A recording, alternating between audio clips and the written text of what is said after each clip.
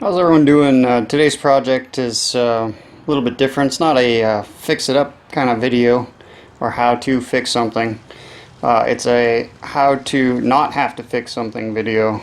And what I mean by that is it's now mid-November, and here in southern Ontario in Canada we still have green grass. I actually just cut the grass not long ago, and it's actually 20 degrees Celsius today. That's about 68 degrees Fahrenheit, and it's about time that I put away my lawn equipment for the season. All the leaves have fallen. I've been picking up leaves for the last 2 weeks, so to get to this, what I want to cover is what I do to get my machines ready to store for the winter time, to give myself the best opportunity to go ahead and just pour some fresh gas in the spring and fire my machine up without having to mess around with it too much. Now in the spring I'm very busy with machines, and the number one issue that I have by far is a no start condition due to the carburetor or the fuel system. So what ends up happening is people just take their machine just like you see it here, all the leaves on there, probably leaves in the grass bag, all of the grass cakes on the bottom side, the fuel, they just leave the fuel in the tank and they put it in their shed, their garage, or worst case scenario, leave it outside in the elements, and come back in the springtime, and there is no chance, or very slim chance, that that thing starts up again right away. So I thought I'd make a video just to show you how I store my stuff. So first thing I'm going to do is go ahead and clean it off just a little bit. I'm going to blow off all the grass. I'm going to empty the grass bag, and we'll start from there.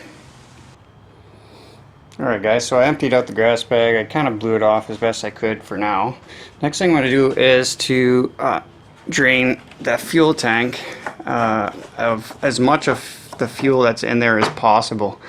There's a couple of different thought processes with prepping your fuel system. I personally like to drain the entire fuel system and store it with no fuel.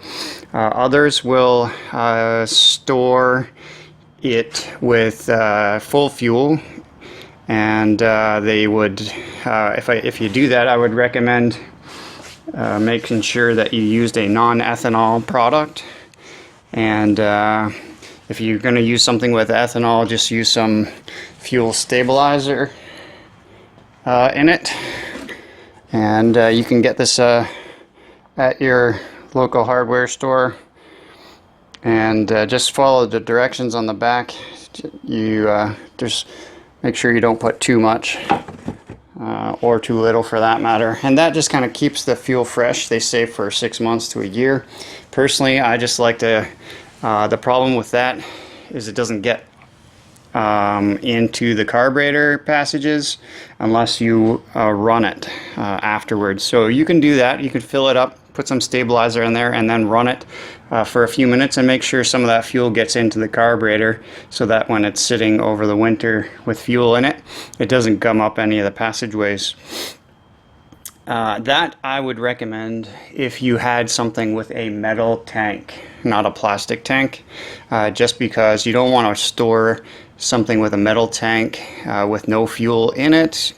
That's why they tell you to fill up your car in the winter times, because any condensation might build up inside that metal tank with hot, cold, stuff like that, and you'll get water in your fuel system. So to prevent that, you can fill it up, your metal tank, and put some stabilizer in there, and that will prevent the condensation from building up in that empty tank. But for me personally, what I like to do is just empty this out. Now I'm going to put you on the ground here because I don't want to do this and spill it all over the place. So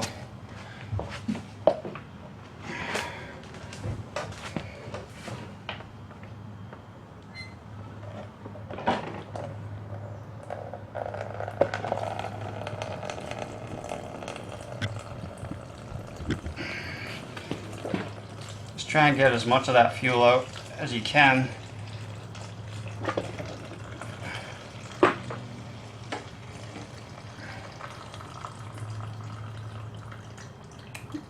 So luckily I didn't have that much in to begin with.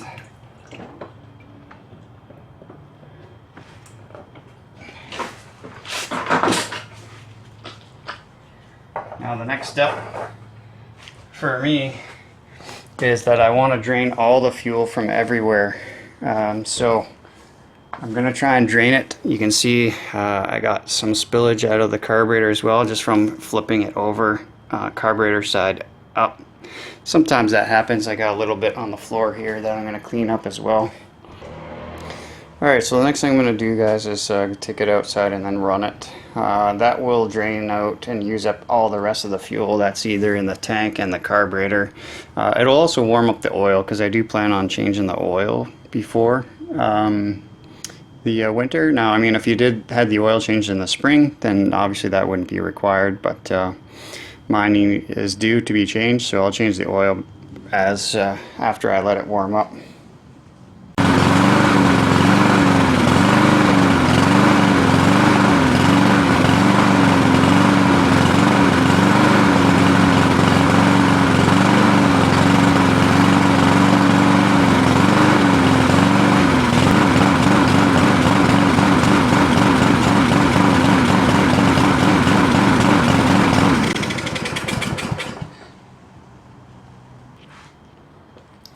Alright, so there you have it, guys. Just ran her out of fuel, and that's obviously everyone's experienced that. So what I'm going to do is, with this little bit of fuel, I'm going to go ahead and put it into one of my snow blowers that I got. If you don't have a snow blower or something else to put your fuel into, you go ahead and put it right into your car. And also, what I would recommend is, if you don't run a snow blower over the winter, the other thing I would recommend is that any fuel that you might have in a jerry can, then you're going to want to go ahead and also put that fuel in your car as well. Now, burn it in your car is good. Gets rid of that sort of old gas, and the cars aren't as susceptible to these small fuel issues like these small engines are. So if you got a jerry can of fuel that you've had all summer long, go ahead and put that in your car. Don't save it for the next year. Put that old stale fuel in your nice cleaned out fuel system on your lawnmower. Alright, so next thing I'm going to do, guys, is I'm going to go ahead and change the oil on this thing. Now, I do have a video on how to change the oil, but I'll go ahead and take you along for the ride anyways. It's a fairly easy task for most small engines, lawnmowers, and etc. So all you're going to really need to do is take your dipstick out, and that's another reason why I like to run it out of gas first, or at least run it, because now the oil is nice and thin and it should come out fairly easily. So now all I'm going to do is just rotate it up on its side again and dump out all the old oil. Now, this oil is not that bad, but I always change my oil at least once a season, and I would have changed it out on this guy last fall. So that's pretty simple to change out the oil here. While that is draining, I'm going to get up and underneath here, because it's already on its side, and show you what I do next. First thing I do is unplug the spark plug boot, so just be careful. That might be a little bit warm with the engine. And then I'm going to come to the underside here, and this is my own personal mower. It doesn't get a lot of use because, quite honestly, I'm fixing everyone else's, and I usually have to test those just to make sure they're running before I send them back to the customers. But what you're going to want to do here is get up and underneath here with a scraper and scrape off all the dirt and caked on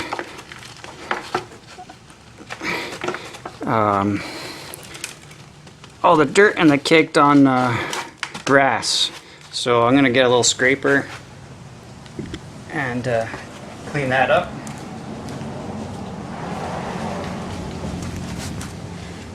Now this one's actually in really nice shape. So again, it doesn't get a lot of use, but the reason why it's so important to clean this out at least once a year, and I see not a lot of people actually do this, and that's why their decks rot out in a few years, because all that moisture from the grass cakes ends up rotting out the deck. So as you can see, mine doesn't have much of anything really. Again, not because I do it every time, but it's because it just doesn't get a lot of use.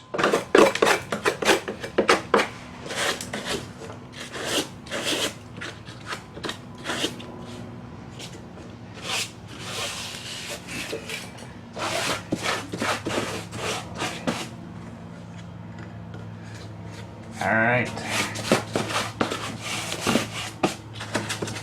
So next thing I'm going to do when I'm under here is take the blade off and sharpen the blade. This is usually a 9/16 or 5/8 bolt. Alright, so in fact this is one actually a 5/8, not a 9/16.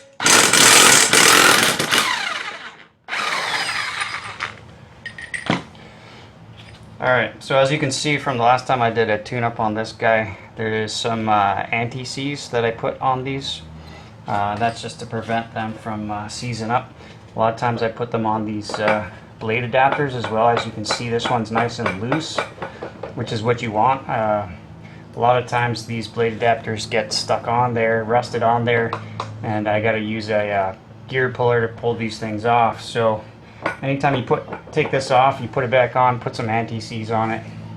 Now this blade itself actually is in really nice shape, and I don't think I'm going to sharpen this blade, but I do have a video on how to sharpen a lawnmower blade. I will attach a link to it in the top corner there. You can go ahead and click on that and then come back to this video to finish it off if you want to learn how to sharpen your own lawnmower blades. Pretty simple process if you got the tools, the right tools.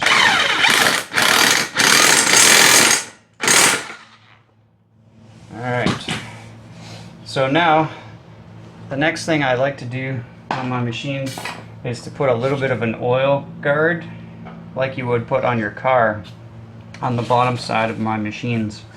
Now you could use a rag in your old motor oil or the oil that came out of the engine if you want.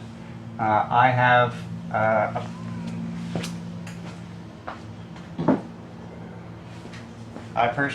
I personally use this product from Rust Check. It's a rust inhibitor. It's just a little easier. It's in a spray can, you know, $5-6 a can.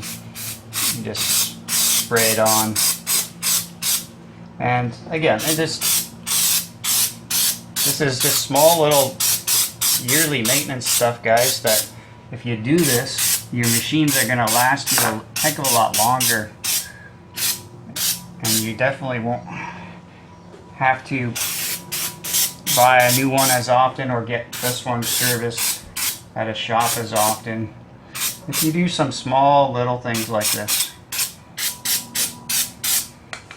Alright, so that's that, guys. I'm going to flip it back over now and go ahead and put some new oil, fresh oil in it. Alright guys, so for motor oil you can use whatever brand you like. They're pretty much all the same. But you're going to want to use 10W30 or just an SAE 30, a straight single weight oil. So I'll put in start it by putting in about 450 milliliters of oil.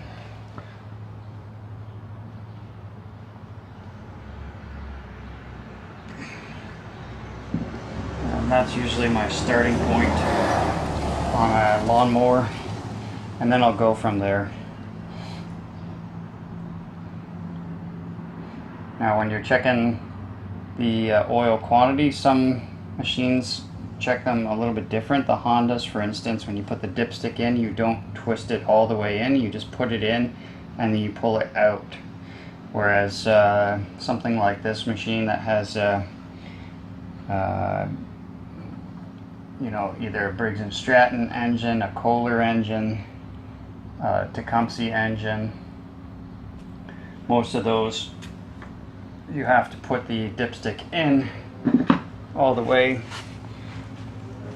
and then you twist it all the way and then pull it out and read it just like you would a car engine.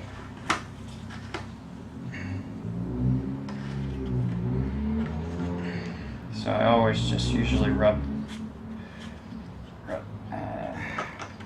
the first bit off, put it back in, leave it for a second, and then check my quantity. So that's pretty much bang on. It's hard to see probably on camera, but there's going to be 2 markings. You don't want to overfill with oil. There's multiple reasons for that. I have lots of videos, or a couple of videos, on why you don't want to overfill your lawnmower with or your small engine with oil. But that's pretty much perfect for this machine here, 450 milliliters. Okay, so the last thing I'm probably going to do here on this machine, since it's got fresh oil now, is I'll clean up the spark plug.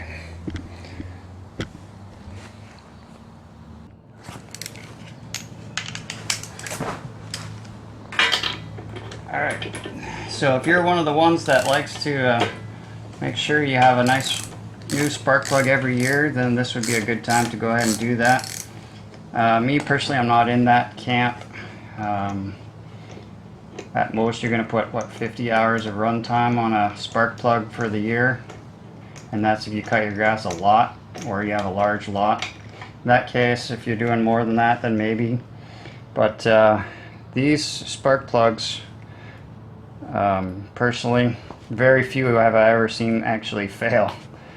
Not a high failure rate, to be honest with you. So if you haven't changed it in a couple years, yes, go ahead, change it. But for me, this one in particular, I know it doesn't have a whole lot of use on it. You can see there's not a whole lot of carbon buildup or nothing. So what I'm going to do is just clean it up on my wire wheel, spray some carb cleaner on it, re-gap it, make sure it's 30 thousandths of an inch, and I'll reinstall it.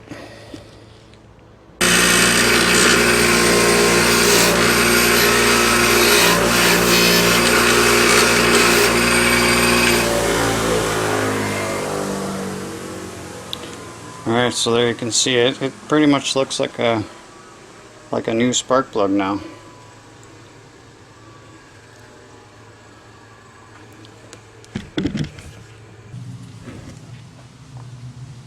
Alright guys, to gap this 30 thousandths of an inch, you just take your gapper tool, stick it in the thinnest part, and just move it up until it won't move up anymore. And then you read there, you can see 30 thousandths of an inch. So this one's gapped properly, no need to re-gap. So we'll put her back on the machine now. And we're just about done here, prepping this bad boy for winter. Now, if at all possible, I highly recommend storing your machines indoors. Keep them out of the elements as much as you possibly can. It's just going to increase the longevity of your machine. Now, I mean, I realize that not everybody's going to have a shed or a garage to store their stuff in. So, I mean, if you want to use the tarp trick and just leave it outside, tarp it up as best you can, go ahead and do that.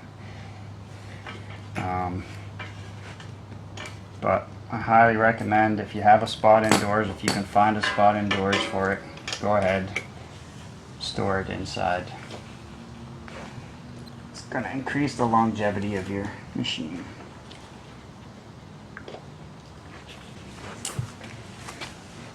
Alright, so there you have it, folks. Nice, fresh, cleaned out fuel system, hopefully. And so when you put some fuel in it next year, fresh oil, spark plug's been cleaned up. If you want to address the air filter, you could do that as well. Either get yourself a new one or blow this one out with the air gun. This one's in pretty decent shape, so I'll just reuse that guy. So guys, here's hoping that your machines start up for you right away in the springtime after following this the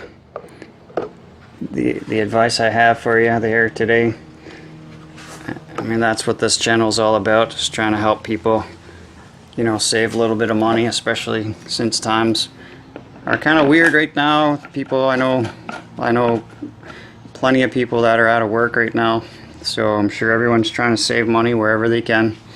This literally cost me about, you know, $5 for a quart of oil. So anyways guys, hopefully it was informative, and if you liked the video, please go ahead and hit the like button and the subscribe button. Definitely helps me out on the channel. And watch out for my next videos. I'm going to do another video or two on your 2-cycle stuff and how to store those for the winter. It's actually quite a bit easier. But until those videos, guys, until next time, take care.